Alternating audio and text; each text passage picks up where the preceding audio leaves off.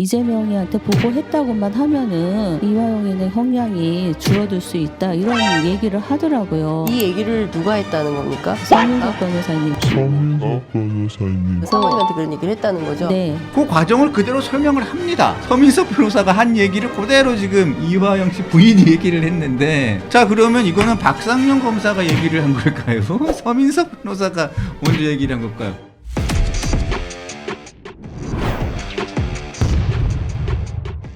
네, 안녕하십니까. 3월 31일 유병수의 강펀치 시작하겠습니다. 자, 오늘은 화요일이고요. 자, 첫 순서는 정법전 TV 존경하는 정혁진 변호사님과 함께 하겠습니다. 큰 박수로 환영해 주십시오. 지난주에는 뭐 하여튼 잘 지내셨고요. 네네. 네, 요즘에 많이 바쁘신 것 같은데 이렇게 또 나와주셔서 감사드립니다. 네네. 자, 인사말이니까 네. 항상 뭐 예의 바르게 이렇게 제가 자 이렇게 인사를 드렸습니다. 네네. 네. 뭐 특별한 일은 없으시죠? 아, 차가 고장이 나가지고. 그 좋은 차가. 그래가지고 지난 주에도 고쳤는데 네. 또 문제가 생겼네. 작년에 한번 사고가 났었잖아요. 네, 그거하고 상관없이. 상관없이. 네. 네. 그 좋은 차라서. 네. 어쨌든 그렇습니다. 네. 뭔 일이 있냐고 물어보길래.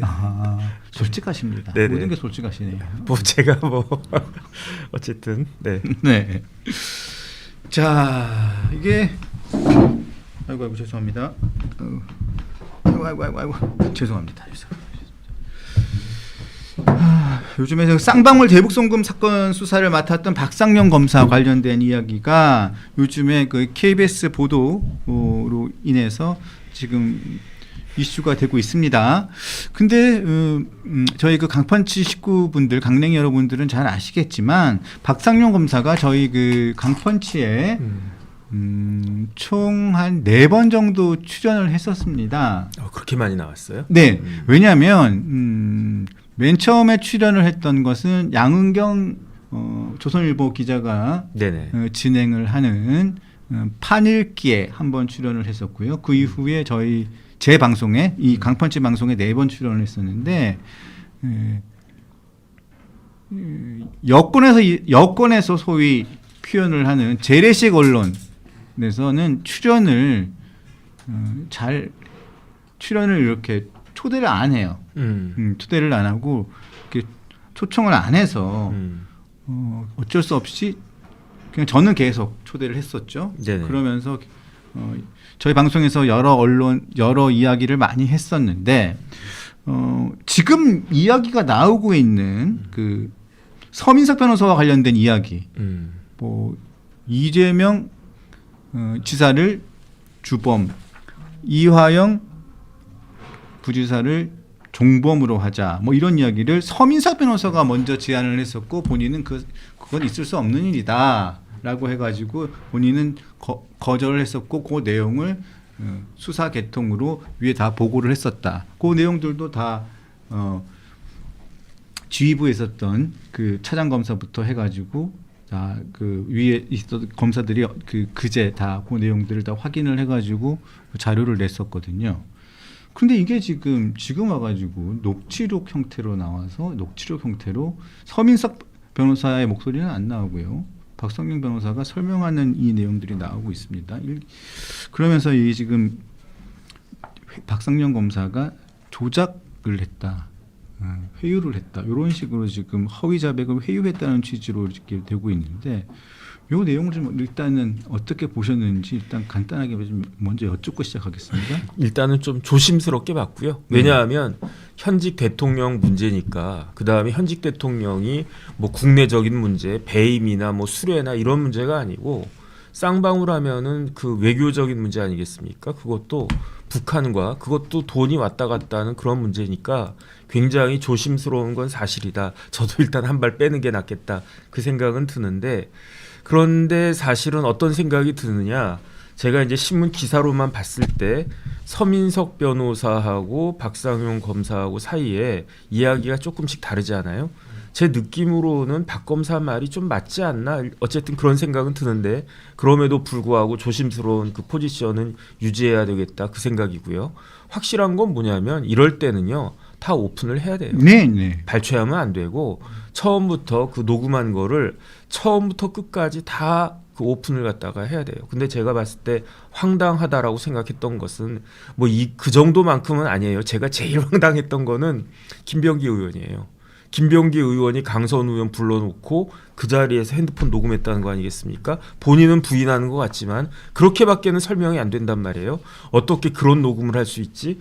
그런데 그 정도만큼은 아니지만 변호사가 검사하고 전화를 하면서 이거를 녹음했다는 이야기 아니겠습니까? 그러니까 녹취록이 남아있겠지. 그러니까 참 검사도 앞으로는 검사도 일하기 힘들겠다. 저는 개인적으로 그런 생각이 드는데 제가 제일 이해가 되지 않은 부분이 있어요. 그게 뭐냐면 이재명 대통령 입장에서는 이 쌍방울 관련해 가지고 어차피 더 이상 재판이 진행이 되고 있지가 않지 않습니까?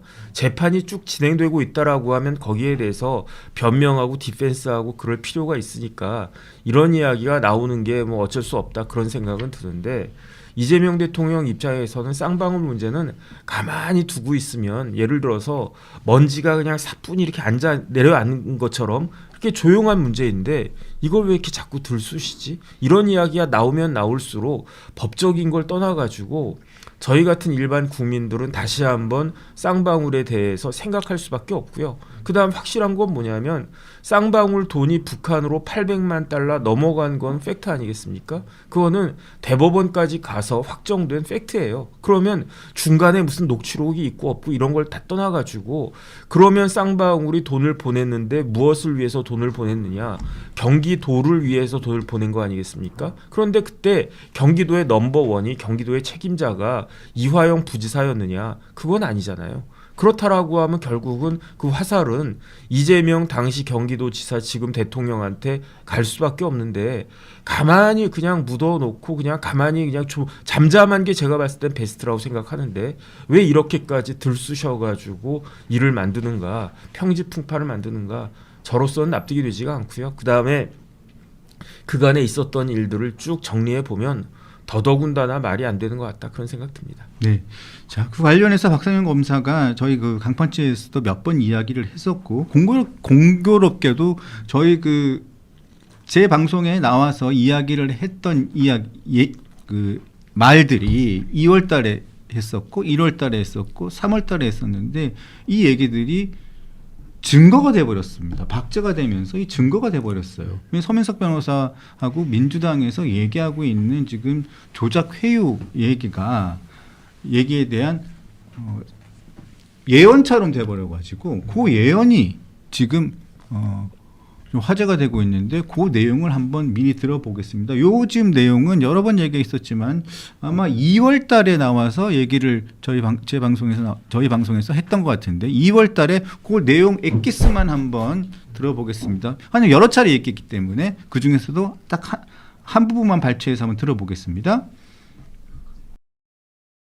이화영 씨가 제일 이제 우려를 했던 것은 뭐냐면 대북송금 재산자 뇌물 사건의 주범이 자기가 되는 것을 우려를 많이 했었습니다. 수익자는 자기가 아닌데 자기가 주범이 되는 것도 사실은 어색할 수밖에 없고 그리고 김성태 전 회장의 뭐 진술이라든지 모든 구조상 수혜자는 당시 경기지사였을 수밖에 없는 상황이고 그렇기 때문에 이재명 경기지사로부터 지시를 받고 그 내용을 보고하고 대북송금을 진행했다라고 한다면 종범격이 됩니다. 그건 법리상 뭐 당연한 것이고요. 서민석 변호사님 하나 지금 기억이 나는 거는 종범이면 특가법을 적용을 해야 되는 사안인데 종범이 된다면 특가법 적용을 안 할 수도 있지 않겠느냐. 예, 그런 식으로 변론을 하셔서 제가 그거는 불가능하다라고 얘기했던 기억은 있습니다. 네, 이런 내용입니다. 그 당시에 서민석 변호사가 먼저 제안을 했다는 거죠. 왜냐하면 그 외환관리법 관련해서 그 특가법으로 처벌을 하게 되면 특가법상 뇌물죄로 의율하지 말고 단순 뇌물죄로 종범으로 의율을 해달라라고 얘기를 했다고 하는 겁니다. 자, 그래서 그거는 그렇게 할 수가 없다라고 얘기를 했고 그 내용을 상부에도 쭉쭉 보고를 해서 이런 변론을 해왔는데 이거는 불가능하다라고 얘기를 했고 그 상부에서도 검찰 위의 상부에서도 그거는 불가능하다라고 다시 회신을 해줬다는 거죠. 근데 이거는 제가 봤을 때는요, 저기 박 검사 이야기가 더 무게가 실릴 수밖에 없는 게 객관적으로 봤을 때 제가 뭐 누구 편드는 게 아니고 왜냐하면 당시 상황을 봐야 되거든요. 당시가 언제냐면 2023년이에요. 네. 2023년이면 윤석열 대통령 집권 2년 차입니다.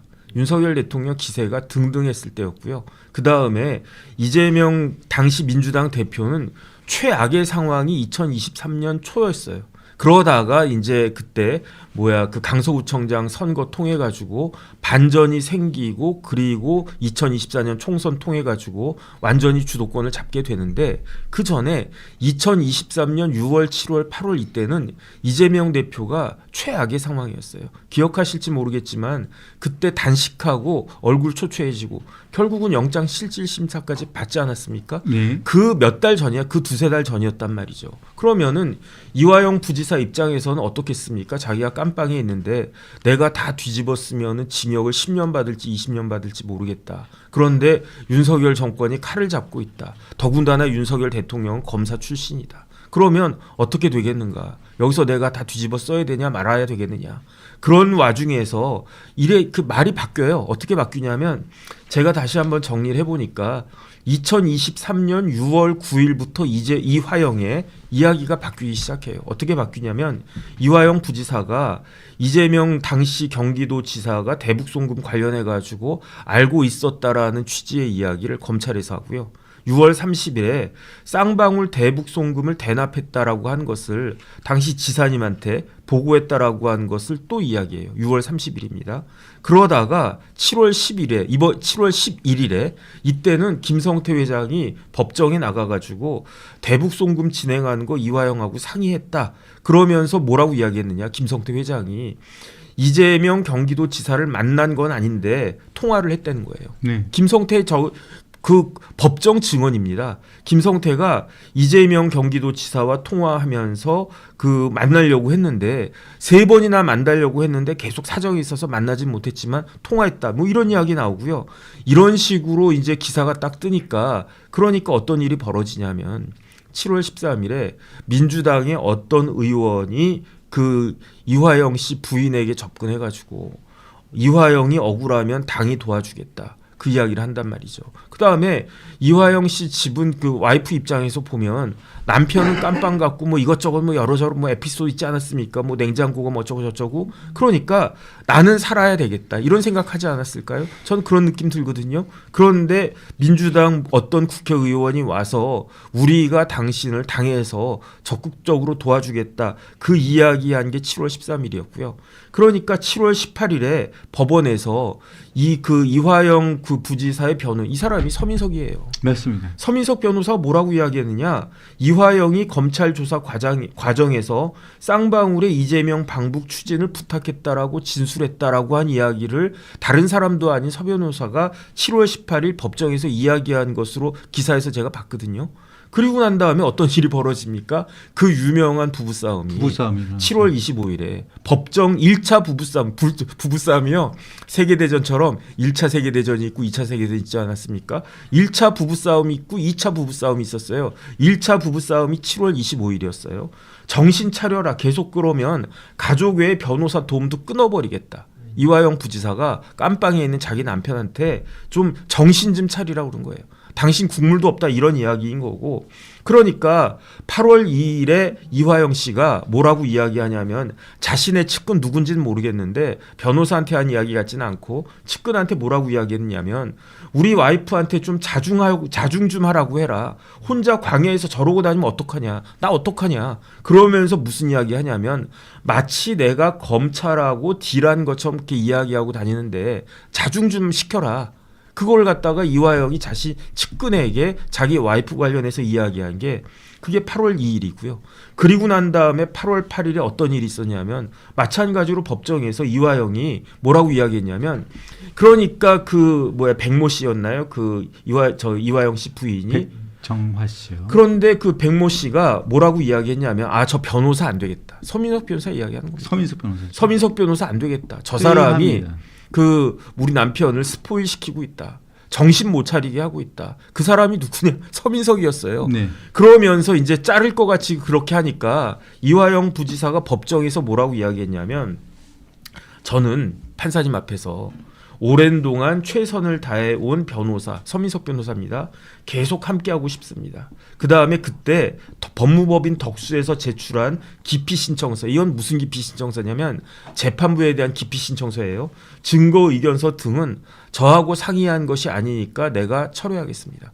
법무법인 덕수에서 막 이런저런 서면을 냈거든요. 근데 그거는 이화영의 뜻이 아니었어요. 그러니까 변호사가 어떤 문서를 내도 당사자가 이거 취소시키면 된단 말이죠. 당사자가 더 우선하는 거니까.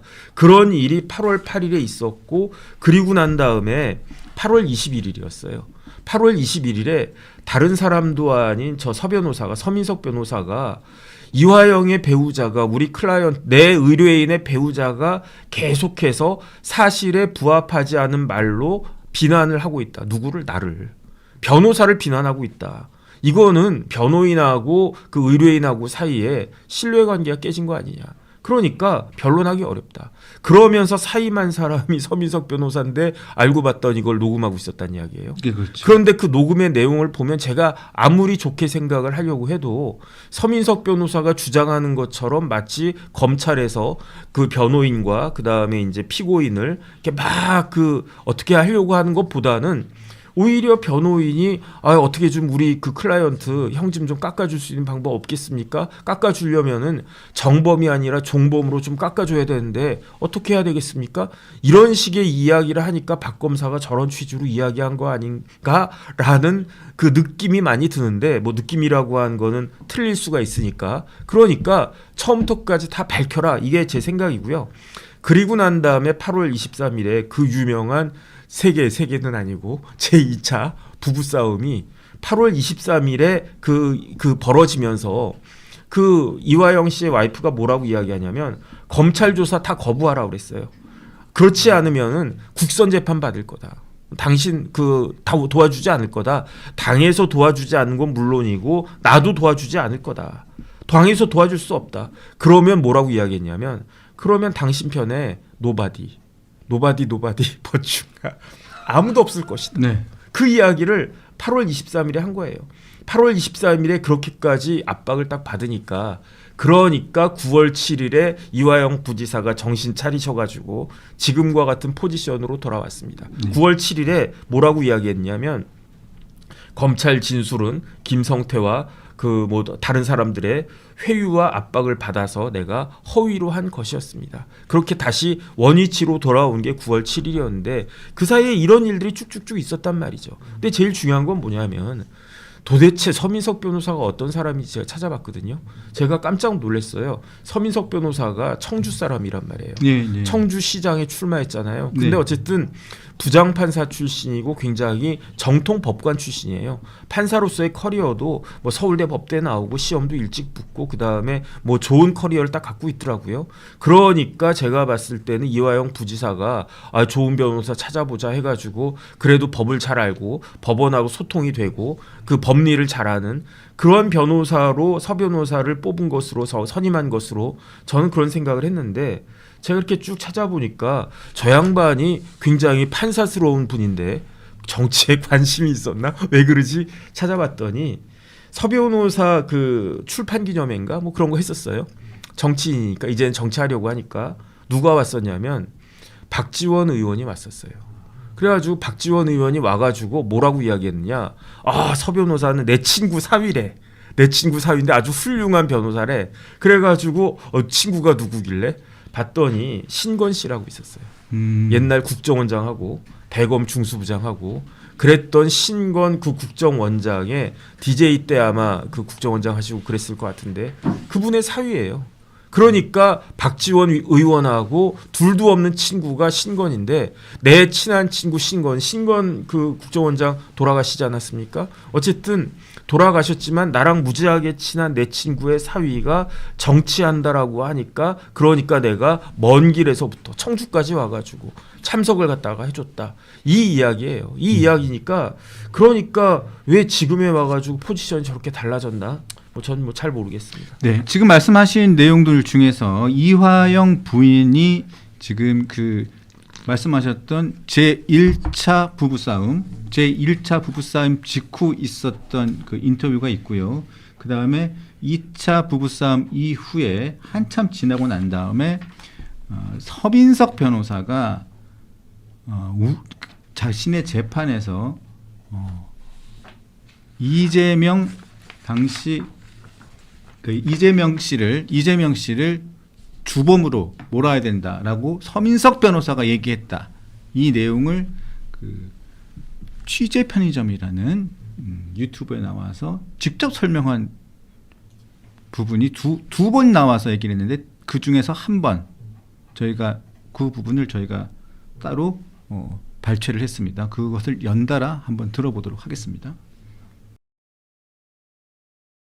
남편분이랑 입장이 근데 좀 다른 가족이랑 좀 다른 게 왜 그렇다고 좀 저도 모르겠어요. 왜 저 사람이 저렇게 됐는지 모르겠습니다. 서민석 변호사님이 안 오신다고 하신 것 같아서 저희는 좀 볼게요. 박상용 검사님이 예. 그랬나 봐요. 그래서 그 밑에 있었던 이한희 변호사도 뭐 출석 요구서를 받고 하면서 예. 뭐 자기가 그걸 막느라고 힘들었다고 막 그러더라고요. 예. 근데 그 이후로 상황이 되게 달라지면서 이분이 계속 이재명이는 뭐 백현동 사건으로 들어갈 텐데 뭐 이재명이한테 보고했다고만 하면은 이화영이는 형량이 줄어들 수 있다 이런 얘기를 하더라고요. 이 얘기를 누가 했다는 겁니까? 서민석 서민석 변호사님이 변호사가 그 했고, 사모님한테 그런 얘기를 했다는 거죠? 네. 요게 2024년 4월에 있었던 취재 편의점이라는 유튜브에서 이화영 전 부지사 부인이 증언한 내용이고요.